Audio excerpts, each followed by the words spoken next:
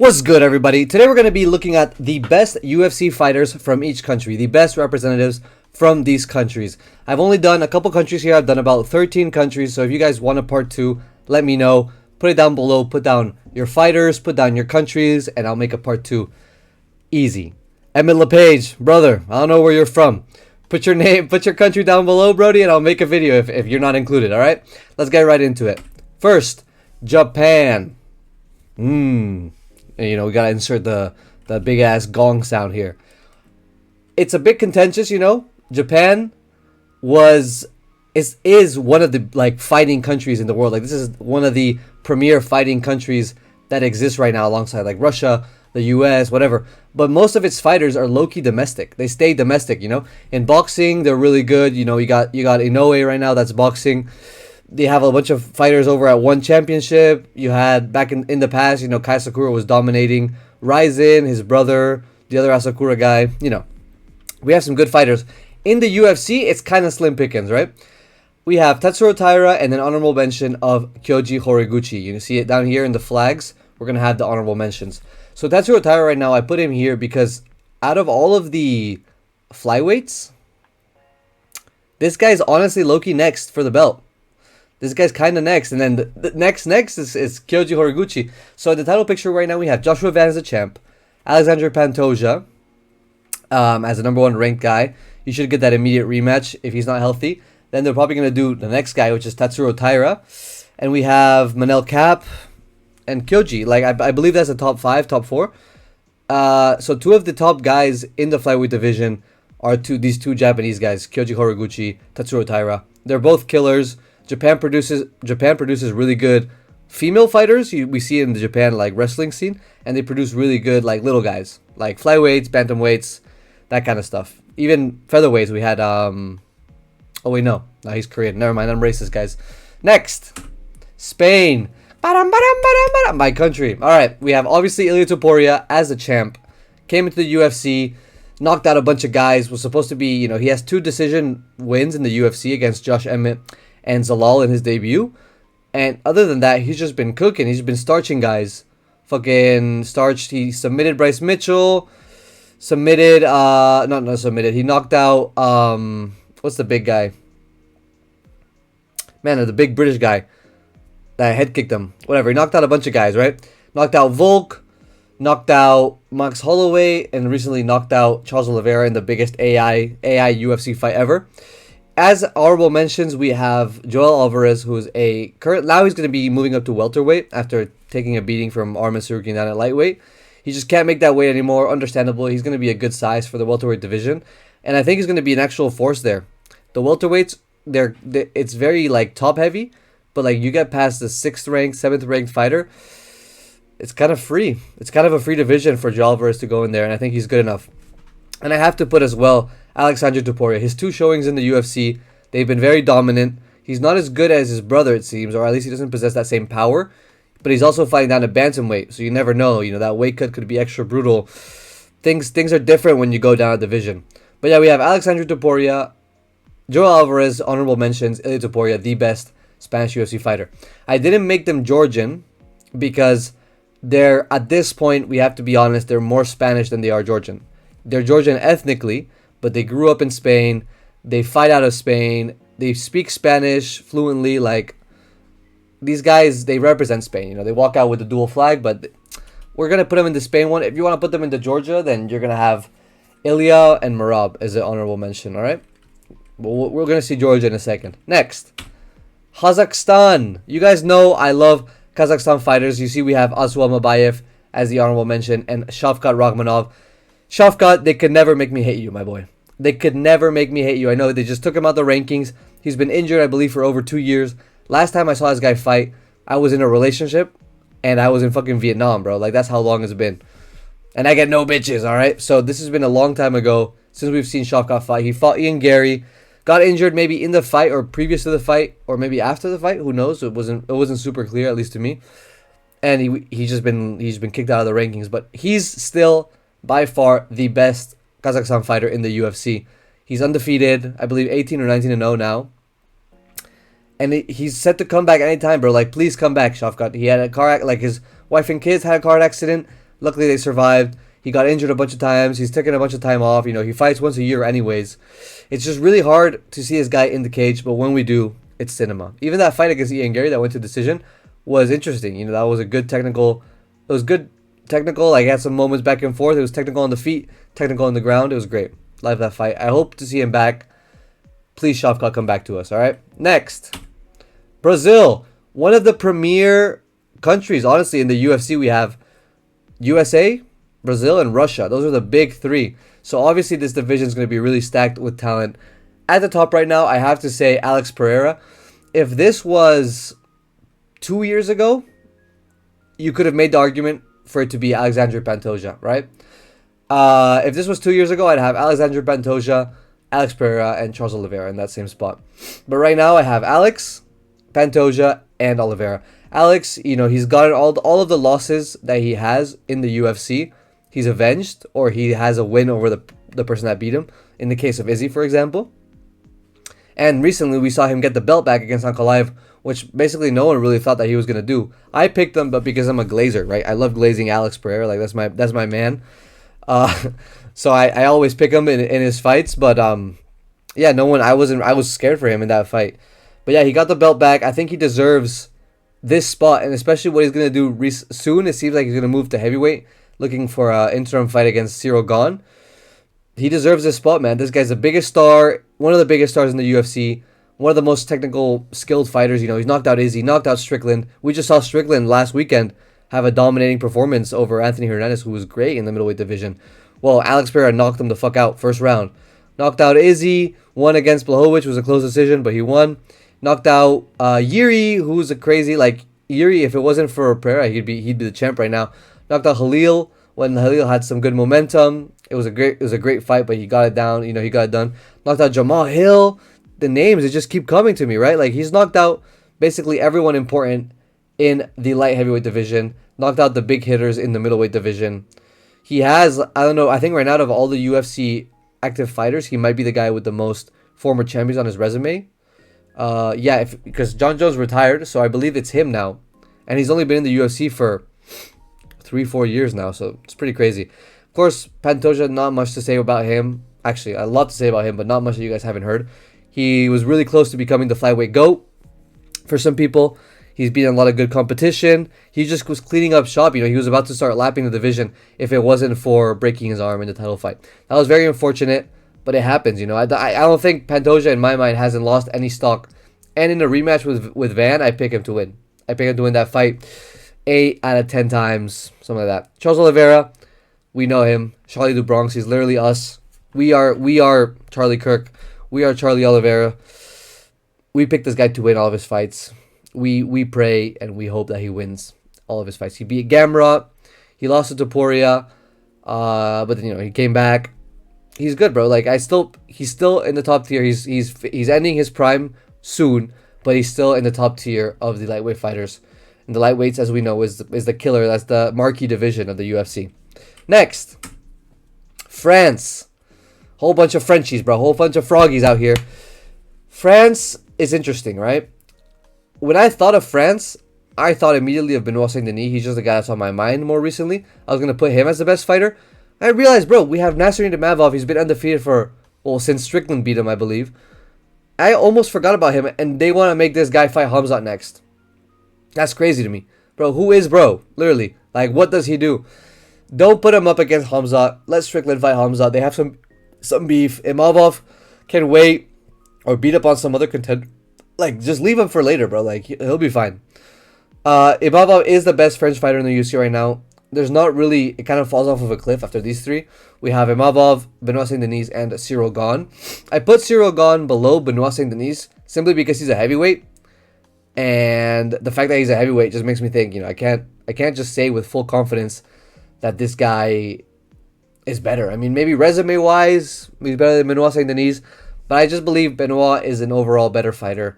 And Nasruddin, although he is low-key Russian of origin, he is fighting out of France. So we put him here with the Frenchies. Same with Ilya, same with Alexandre. Next, Russia.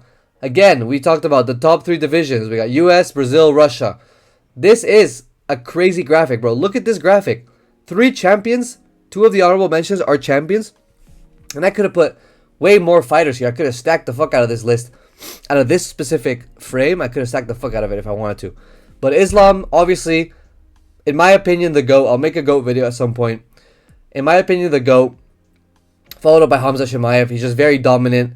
He's undefeated. Even if that last fight against DDP really made him lose a lot of stock, and maybe like moved him down a few spots on the fan favorite rankings, we still have to say that he is at the very least the second best Russian fighter in the UFC right now, right? Like, we have to say it how it is.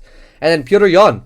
3 champs, 3 current champs, 3 fucking crazy names, bro. Petr Yan just came back, beat Merab, 50-45 Merab, which is insane because he got 50-45 in their first fight. You know, he's come back from so much adversity, kind of got robbed against O'Malley, had like some close fights with some guys. The second fight he lost, the first fight he lost, the title fight, to Sterling by the illegal knee, which was crazy. Came back, lost, I think it was 48-47 decision to Sterling. You know, very close fight, could have gone to Yan.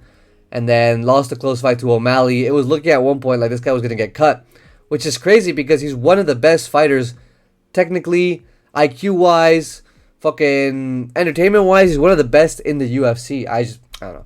If the UFC cut this man, that would have been the biggest fumble of all time.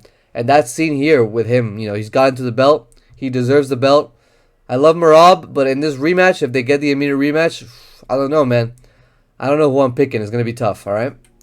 Next, China. Zhang Weili, the first female fighter maybe to feature on this. Actually, I don't know if I picked a women's fighter. Have I picked? You guys let me know if you remember. I don't know if any of you guys have seen my other videos. Have I picked a women's fight ever? Or have I included a woman in my video? If not, Zhang is the first one, and she deserves to be the first one, alright? Zhang Weili, in my opinion, she's like, you know, she lost to Valentina Shevchenko, but it was in the same night as DDP lost to Khamzat, and it was like those like boring ass smudge decisions. I don't really like. For me, she doesn't lose that much stock. Zhang Weili, super entertaining. She's a killer. I picked her to beat Tatiana Suarez when she was the underdog. That was honestly such an easy underdog pick, and I'm not even talking shit like retrospectively. Like, in the moment, I was tripping. I was like, no way, Zhang's the underdog. Like, bro, she's really good, and yeah, man, she beat the fuck out of Tatiana. She would have done way better in Valentina if she learned how to get up from side control, but you know, from half guard. And then an honorable mention, Song Yadong just lost recently to Sean O'Malley. Was a pretty dominant decision. He won 1 round off of him, but it was a good fight, man. Like, Sean just showed levels in that fight, but Song is still there. He deserves that 4th spot, that 5th spot in the bantamweight division. He's gonna beat everyone below him, but he has like a high chance of losing to anyone above him. You never know with Song because he has that puncher's chance. He has that power in the bantamweight division that no one else really has, maybe outside of like Chito Vera or Sean O'Malley. Sean O'Malley, Chito Vera, and maybe Davidson at this point in his career is a little late, but Davidson Figueiredo back in his prime. All right, next, Australia, the land down under. Yeah, buddy. Volkanovski, 38 years old, pushing 39, pushing 40. He's still the best Australian fighter. Best Australian fighter of all time. Best Australian fighter currently. One of the best champs of all time, skill-wise. You know, at one point he was close to the GOAT conversation before he lost to Islam twice, before he lost to Ilya. But he got his belt back, defended the belt twice against a young, hungry, dangerous up-and-comer in Diego Lopez. Probably going to defend one more time against the winner of Lerone Murphy versus Movsar Evloev. But yeah, man, this guy is the fucking GOAT. Featherweight GOAT. The GOAT in our hearts, you know. And this guy just deserves to be the best. He's the best representation of Australia. You ask any Australian, he's going to say Volk is top 3 Australians ever. Maybe top 5 people ever, man. Is it crazy to say Volkanovski is top 5 people of all time? Is it crazy? I don't think it's crazy, all right? Jack Della Maddalena, former champ, recent champ, which is why I put him above Robert Whittaker. But yeah, these two guys, Jack Della, Robert Whittaker, honorable mentions. I put Jack slightly above Robert Whittaker just because he was a more recent champ. And we're doing this in present time. All time, of course, Bobby Knuckles would be above Jack Della Maddalena. But right now, we're talking Volk, Jack, Whittaker. I think that's the correct ranking at this point in their careers. I do believe Jack can get the belt back. It's going to be tough. You know, the welterweight division it's gotten a lot juicier since when he got the belt. Because he low-key got the belt off of a pullout. So Bilal was supposed to defend the title against who? Against Shavkat. Right, we just talked about him. Was supposed to defend the belt against Shavkat. Shavkat fucks up his knee. Jack Della steps in, beats the fuck out of Bilal, wins the belt. Loses it to Hamza. No.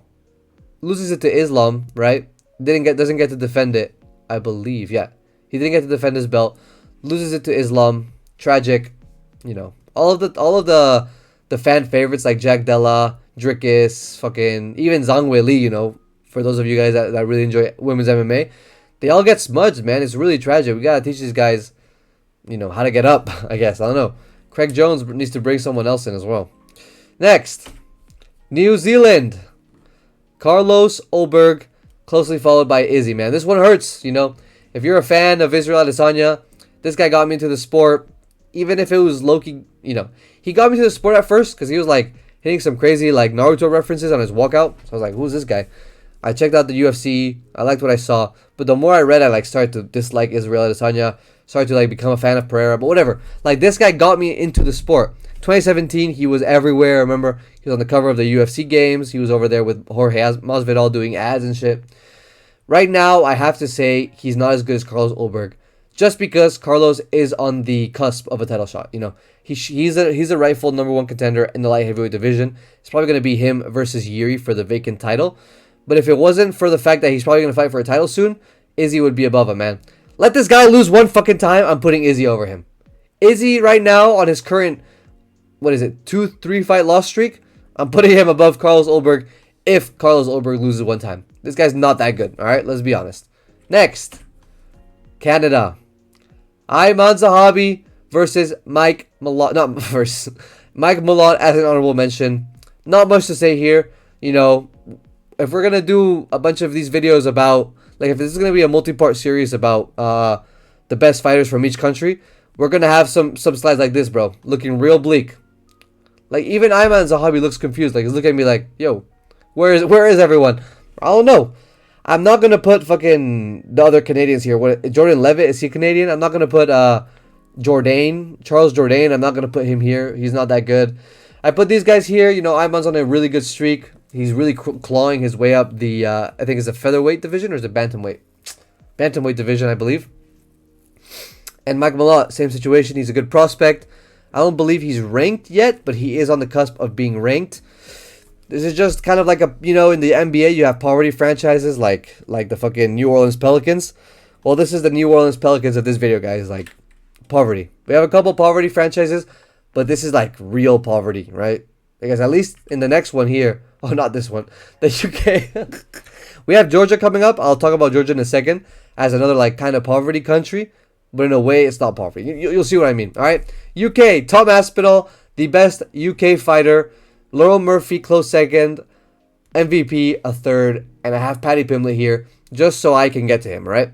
Let me talk about why Paddy Pimblett is not an honorable mention. Before I even get to Tom Aspinall, fucking Lerone or MVP, Paddy Pimblett is not that good, all right? Right now, in his current form, no bias. I've always thought he was like this. Paddy Pimblett is not that good of a fighter. He's not well-rounded. He has great jiu-jitsu. He has no wrestling. And his striking is sloppy, right? He has a great chin, but that's something that's ephemeral, right? Crazy vocab word, I know, guys. Ephemeral chin, that shit could disappear any moment. We've seen it. Tony Ferguson, great chin, evaporated. Fucking, who else? Max Holloway gets chinned by Ilia Topuria. Suddenly he's on skates against Dustin Poirier in their next fight, all right? These things are ephemeral. I can't rely on Paddy Pimblett's chin to put him into the top 3 UK fighters currently, all right? He was the closest to a belt outside of Tom Aspinall, but in reality, I don't believe he's the best fighter, right? So that's Paddy Pimblett addressed. Don't call me a fucking new gen for hating on Paddy Pimblett because I've been hating on him. Check my topology, bro. If you guys want my topology, I'll link it down below. I've been picking against this man since he got into the UFC, all right? And it just happened that the first non-unk they feed him, then he gets slimed out, all right? Tom Aspinall, best heavyweight, potential to be the best heavyweight of all time, dead ass. This guy's super skillful. He's crazy on the feet. He has great wrestling. He's super fast. He got fucking crazily fingered in the, like, double eye poked. has to get surgery. It's really tragic. You know, the thing that happened with Cyril Gahn. I hope he comes back. I hope he can come and just like prove everyone wrong, prove everyone that's doubting him wrong. And yeah, man, it's, you know, Tom Aspinall deserves to fight. He deserves to show how good he is because he really is that good. All right, Lerone Murphy, he's losing to Movsar, bro. I'm sorry. Spoilers, all right? I got the script. He's losing to Movsar Evloev, but I have to say he's very skilled. He has good game plans, and he's well rounded. He's an older prospect, so he doesn't have that many years left in the UFC, but he's really skilled. You know, you can't put that against him. He is one of the skill wise. If this was a skill ranking, it would be like MVP, Lerone, and Tom Aspinall. So he'd be like the second most skilled UK fighter, right? And MVP, had to put him here. Highlight man, fucking Aura Farm man, flashy fights, entertaining fights every time. Whether he's winning or losing, is going to be entertaining. And he's just a tough matchup for everyone. You can see like he's an older guy. He's not as fast as he was. He doesn't have that much power, and still no one wants to fight him because he's just that master of range. You know, he keeps everyone at a perfect distance. He hits, doesn't get hit. It's like the sweet science, right? Next, Georgia. As I was saying, poverty country. Right now, you know, maybe in the past we had Giga Chikadze making his way up. You know, again, you could argue that Ilya and Alexandria belong in this slide. So if you want, just like imagine their beautiful little big ass blockheads here, all right, next to the Georgia flag. But Merab is the guy at representing Georgia. And do you need anyone else other than Merab? Low key, the bantamweight goat. Low key, high key, I think he is the bantamweight goat. Do you need anyone else representing your country, all right? This guy landed 50 takedowns against Petr Yan, 50-45 them, beat Sean O'Malley twice, the second time by finish. Fucking, who else he beat? Did he beat Corey? Yeah, he beat Corey Sandhagen, I believe, as well. He had 4 title defenses, or he fought 4 times in a year for the title. The 4th one he lost. If he had won that fight, he would have broken the record for the most title defenses in a year. That's crazy. That's an insane stat. Beat Umar, too. I forgot about Umar. Beat Umar Nurmagomedov, bro. That's crazy. Like, these are crazy, crazy wins. On the come-up, he was also he beat Henry Cejudo. On the card where Volk got knocked out by Ilya, he beat Henry Cejudo. Remember that? You don't need anyone else other than Merab representing your country. This is your man. This will always be like top 3 Georgians of all time. I don't know what the other 2 are, but for sure top 3. We love Merab. Please get back to the belt. I love you, boy. Next. And lastly, South Korea. This is real poverty, bro. Seokyeon Ko. Alright? Back in the day, you could have put Korean Zombie here. Back in the day, you could have put... That's it, I think. I don't know how many Koreans we have in the UFC. I looked on Topology. Best Koreans in the UFC. This guy just looked the best, bro. I'm not putting the Iron Turtle here. Alright? Your nickname's the Iron Turtle. I'm not putting you as the best Korean UFC fighter. Alright? Any of my Korean fans, I apologize if I offended you. But let me know if I'm wrong. Is this not the best fighter out of Korea in the UFC right now? It's kind of what I see when I look through here, all right? So don't get mad at me. You know what? Get mad at me, bro. To be honest, I low-key deserve it, all right? Thank you guys for watching. Let me know if you want a part 2 to this video. Let me know what countries you want to see in the next video if you want to see a part 2. And yeah, let me know, like, are my rankings right? Would you guys switch anyone around? Would you guys add anyone? What do you think about the Paddy Pimblett pick? Do you think Izzy is the second best New Zealander in the UFC right now, or would you put him first? All right. Should Dan Hooker be in the top 3? What do you guys think of the Dan Hooker files? Just let me know. Just talk to me, bro. Talk to me down in the comments. Thank you guys for watching. I'm gonna go refill my water bottle.